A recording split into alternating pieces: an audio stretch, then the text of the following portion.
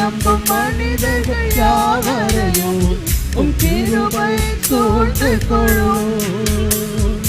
உம்மை நம்பும் மனிதர்கள் யாவரையும் உம் கிருபை சூழ்ந்து கொள்ளும். குற்றப்பட்டு போவதில்லை, நான் வெட்கப்பட்டு போவதில்லை. குற்றப்பட்டு போவதில்லை, நான் வெட்கப்பட்டு போவதில்லை. உம்மை நம்புவேன், நான் உம்மை நம்புவேன். முடிவு பரியந்தம் உம்மை நம்புவேன். உம்மை நம்புவேன், நான் உம்மை நம்புவேன். முடிவு பரியந்தம் உம்மை நம்புவேன். உம்மை நம்புனா பாக்கியவா, உம்மையே நம்பியிருப்பேன். உம் அன்பை நம்புனா பாக்கியவா, அன்பையே நம்பியிருப்பேன். உம்மை நம்புனா பாக்கியவா, உம்மையே நம்பியிருப்பேன். உம் அன்பை நம்புனா பாக்கியவா, அன்பையே நம்பியிருப்பேன்.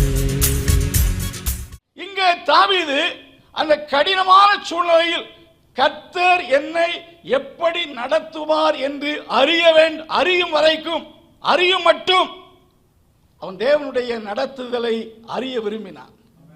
இன்றைக்கு அநேகர் எந்த காரியத்திலும் தேவனுடைய நடத்துதலை அறிய விரும்புவதில்லை. அருமையான தேவ பிள்ளைகளே, கர்த்தருடைய நடத்துதல் என்ற ஒன்று முக்கியமானது.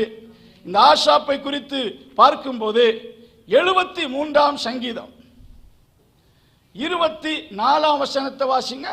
Lord guide me with your counsel. அவர் சொல்றாரு, ஆண்டவரே என்னை உம்முடைய ஆலோசனையின்படி என்ன செய். தாவீதை பாருங்க, அப்படிப்பட்ட கிரிட்டிக்கலான அந்த கடினமான சூழ்நிலையில கர்த்தர் எப்படி என்னை நடத்துவார் என்று அறியும் வரைக்கும் ஆண்டவருடைய நடத்துதலை அறிய விரும்பினான். ஆண்டவர் என்னையும் உங்களை ஒன்று போல் நடத்துவதில்லை. எல்லாருக்கும் ஒரே ட்ராக் கிடையாது. இந்த ஆகாயத்தில் எத்தனையோ ஸ்டார் இருக்கு. ஒவ்வொரு ஸ்டாருக்கும் ஒவ்வொரு லைன் வச்சிருக்கிறாரு. அந்தந்த கோட்டில தான் அது ஓடுகிறது, அந்தந்த சர்க்கியூட்ல தான் அது ஓடுகிறது. அது ட்ராக் மாதிரி ஓடி கொஞ்சம் விலகி ஓடினால் ஸ்பேஸ்ல ஒரு பெரிய டிசாஸ்டர் ஏற்படக்கூடும். அல்லேலூயா. நட்சத்திரம் சூரியனை மோதும், சூரியன் அடுத்த கோலத்தில் மோதும். அப்படி ஒவ்வொன்றையும் ஆண்டவர் அதின் பாதையில் ஓடச் செய்திருக்கிறார். நம்மையும் நமக்கு நியமித்த ஓட்டம். ஒவ்வொருவருக்கு ஒரு ட்ராக் உண்டு. ஒவ்வொருவருக்கு காட் ஸ்பெசிபிக் பிளான் உண்டு. அவரை போல இவரை போல நாம் வாழ வேண்டும் என்று நினைக்க கூடாது. Don't compare yourself with others. Don't compare your children with the children of others. உங்க பிள்ளைகளை மற்றவருடைய பிள்ளைகளோடு ஒப்பிடாதீர்கள். உங்களை பிறரோடு ஒப்பிட்டு பார்க்காதீர்கள். உங்களை தேவன் அவருடைய சித்தப்படி ஆலோசனையின்படி நடத்த ஜெபம் பண்ணுங்கள். அல்லேலூயா. ஆசாப் துன்மார்க்கரின் வாழ்க்கையை பார்த்தபோது எனக்கு இவ்வளவு கஷ்டம், அவர்கள் நன்றாக இருக்கிறார்கள் சொல்லும் போது அவனுக்குள்ள ஒரு பிட்டர் ஃபீலிங்ஸ் என்னச்சு. When Asaph saw the prosperity of the wicked, it gave him bitter feeling. அப்பதான் ஆண்டவரை பார்த்து உணர்ந்து ஜெபம் பண்றான். ஆண்டவரே, நான் மற்றவர்களை பார்த்து தப்பு. அவர்கள் தனக்கேற்ற நிலத்தில் வாழ்ந்த வளர்கிற செடியை போல செழிக்கிறார்கள். அப்படி அல்ல, உம்முடைய ஆலோசனைப்படி என்ன செய்யும் நடத்தும். அல்லேலூயா. ஒவ்வொருவரையும் ஆண்டவர் the shepherd. ஆண்டவர் our Lord is our shepherd. We must pray to God, oh Lord, guide me according to your plan, according to your counseling. உம்முடைய ஆலோசனைப்படி என்ன செய்யும் நடத்தும். ஆண்டவர் நம்மை நடத்துவார் என்றால் அதனுடைய முடிவு, அதனுடைய பாதை மகிமையாக இருக்கும். Hallelujah. The end of it will be glorious. கர்த்தருடைய ஆலோசனையின்படி நடக்கிற வாழ்க்கையிலும் பாதையிலும் முடிவு மகிமையாயிருக்கும். நாம தெரிந்து கொண்டு ஓடுகிற ஓட்டத்தின் முடிவு அவ்வளவு ஆசீர்வாதமாயிருக்காது. அதுக்கு ஒரு எக்ஸாம்பிள் லோத்து தன் விருப்பப்படியே செலக்ட் பண்ணினான். அவன் பார்வைக்கு நலமானதை தெரிந்து கொண்டான். அது அவனுக்கு பாக்கியமாயிருக்கவில்லை. சோதோம் அவன் அழிக்கப்படுவது ஏதேனை போல் இருந்தது. அதை தன் தோற்றத்தின்படி தெரிந்து கொண்டான். He did not seek the will of God, seek the guidance of God. According to his own will, he selected the place. It was not a blessing to him. அது அவனுக்கு ஆசீர்வாதமா இருக்கல. அல்லேலூயா. இங்கே ஆசாப் கேட்கிறார், ஆண்டவரே உம்முடைய ஆலோசனையின்படி என்ன செய்யும்? It's a very simple prayer. நாம உண்மையாய் உணர்ந்து என்னை, என் பிள்ளைகளை, எங்களை சித்தப்படி நடத்தும் என்று உண்மையாய் ஜோமனுவீர்கள் என்றால் கர்த்தர் நடத்துவார். அதன் மகிமை முடிவா ஆச்சரியமா இருக்கும். Its end will be glorious. Hallelujah. Hallelujah. நாம கடந்த வாரத்திலே தியானித்தோம். யோசுவா எரிகோவுக்கு ஆண்டவரிடத்தில் ஆலோசனை கேட்டான். God gave him some instruction. எரிகோவை சுற்றி வாருங்கள், ஒரு முறை சுற்றி வாருங்கள், 7வது நாள் 7 முறை சுற்றி வாருங்கள். 7வது நாள் 7வது முறை சுற்றி வரும்போது ஆசாரிய எக்காலங்களை ஊத வேண்டும். அப்பொழுது எல்லாரும் சேர்ந்து ஆர்ப்பரிக்க வேண்டும். அப்படி செய்த போது இந்த எரிகோ கோட்டை குறித்து சொல்றாங்க. எரிகோவை சுற்றிலும் கட்டப்பட்டிருந்த மதில்ல 2 லாரிகள் ஒரே நேரத்தில் என்ன செய்யலாம்? போகலாம். அந்த அளவுக்கு விசாலமான அந்த மதில்ல வீடு கட்டினார்கள்.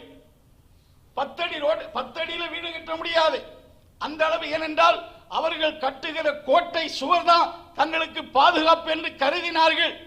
அதுல காவல் கோபுரத்தை கட்டுவார்கள். அல்லேலூயா.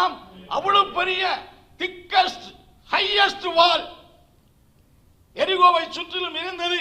அதுதான் தங்களுடைய சேஃப் கார்டாக ராஜாக்கள் நினைத்தார்கள். அல்லேலூயா. அப்படிப்பட்ட பெரிய சுவரை இவர்கள் உடைக்க அவர்களுக்கு பாம் கிடையாது. அப்படிப்பட்ட எரிகோவை இவர்களால் பிடிக்க முடியாது. சொந்த முயற்சியினால் பிடிக்க முடியாது. ஜோசுவா அதை பார்த்த போது பயப்படுறான். ஆண்டவர் கொடுத்த இன்ஸ்ட்ரக்ஷன் வெரி சிம்பிள் இன்ஸ்ட்ரக்ஷன். அந்த ஆண்டவருடைய ஆலோசனைப்படி செயல்பட்ட போது 7வது நாள் ஆர்ப்பரி அந்த லாஸ்ட் மினிட் வரைக்கும் என்ன நடக்க போகுது யாருக்கு தெரியாது? ஜோசுவாவுக்கு தெரியாது. தேவன் கொடுத்த ஆலோசனைக்கு அப்படியே உபே பண்றான். 7வது முறை ஆர்ப்பரிக்க சொன்ன ஆர்ப்பரித்து வருகிறார். திடீரென்று அங்கே ஒரு பூமி அதிர்ச்சி உண்டானது. அப்படி அந்த சுவர் பிளாட்டா விழுந்தது. கர்த்தர் சொன்ன வார்த்தையின்படி அற்புதம் நடந்தது. Hallelujah. God guidance is very very essential in our spiritual journey. Hallelujah. இப்பொழுது பெரிய வெற்றியில் ஆனந்தம் சந்தோஷம் கொண்டார்கள். அடுத்தது ஒரு சின்ன ஆயிப்பட்டணம். அந்த பட்டணத்திற்கு வேவுகாரரை அனுப்புகிறார். வேவுகாரரை அனுப்புவதில் குறைபாடு உண்டு. ஏதோ சிலரை அனுப்பினார். அவர்கள் வந்து கொடுத்த செய்தி என்ன? நாம எல்லாருமே அங்க யுத்தத்துக்கு போக வேண்டிய அவசியம் இல்லை. 2000 அல்லது 3000 அந்த வார்த்தையிலேயே தெளிவில்லை. 2000 அல்லது 3000 பேரை அனுப்பினாலே போதும்.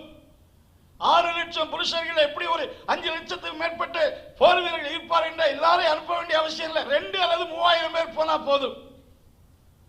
அவர்கள் வார்த்தைக்கு அவன் செவி கொடுத்தான். He did not seek the guidance of God first. Hallelujah.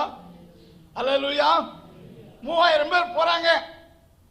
போன போது ஆயி பட்டணத்தால் ஓட ஓட துரத்தி 36 பேரை என்ன செய்றாங்க? வெட்டி கொன்று போட்டார்கள். அல்லேலூயா. ஆண்டவர் சொன்னார், ஒருவன் உன்னோடு இருப்பதில்லை, மோசையோடு இருக்கிறது போல உன்னோடு இருக்கிறேன். இப்ப இவர்களுக்கு பெரிய தோல்வி.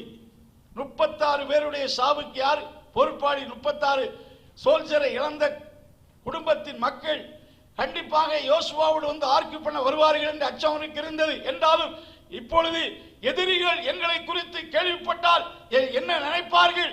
ஃபர்ஸ்ட் தோல்வி, இந்த தோல்வி முழு தோல்விக்கு அஸ்திபாரம் ஆகிவிடுமோ என்று பயப்படுகிறார். அப்பொழுது தேவ சமூகத்தில் ஆண்டவருடைய சித்தத்தை அறியும்படி அவன் தேவ சமூகத்தில் அமர்ந்திருக்கிறார். அல்லேலூயா, அல்லேலூயா. ஆண்டவருடைய சமூகத்தை அமர்ந்திருக்கிறார். அமர்ந்திருக்கும் போது கர்த்தர் எழுப்புகிறார், அந்த தோல்விக்கான காரணத்தை சொல்லுகிறார். மூன்றாவது, ஆயு பட்டணத்தை பிடிக்க ஒரு நியூ ஃபார்முலாவை, ஒரு புதிய கைடன்ஸை கொடுக்கிறார். பதிவிடை வைக்க வேண்டும் என்பதை வார்த்தை வேதாகமத்தில் முதலாவது எழுதப்பட்ட வார்த்தை, முதலாவது பயன்படுத்தப்பட்ட சம்பவம். அல்லேலூயா. பதிவிடை வைக்கும்படி சொல்லுகிறார். அதன்படி செயல்பட்ட போது ஆயு பட்டணம் முற்றிலுமாய் தீக்கிரையாக்கப்பட்டது. God given advice அவனுடைய யுத்தத்தில் மகத்தான வெற்றியை கொடுத்தது. அல்லேலூயா. நாம எப்பொழுதுமே ஆண்டவரிடத்தில் உம்முடைய ஆலோசனைப்படி நடத்தும் என்று கேட்டு உண்மையாய் ஜெபிப்பீர்கள் என்றால் ஆச்சரியமாய் காரியங்கள் நடக்கும். அன்பின் கர்த்தாவே, இந்த நாளுக்காக துதிக்கிறோம். இந்த கொடுக்கப்பட்ட இந்த வார்த்தைகள் நம்முடைய பிள்ளைகளுக்கு ஆசீர்வாதமாய் இருப்பதாக, இந்த வாரத்தின் நாட்கள் ஆசீர்வாதமாய் இருப்பதாக, ஆண்டவருடைய கிருபை யாவரோடு இருப்பதாக. இயேசுவின் நாமத்தில் ஜெபங்கள் நல்ல பிதாவே.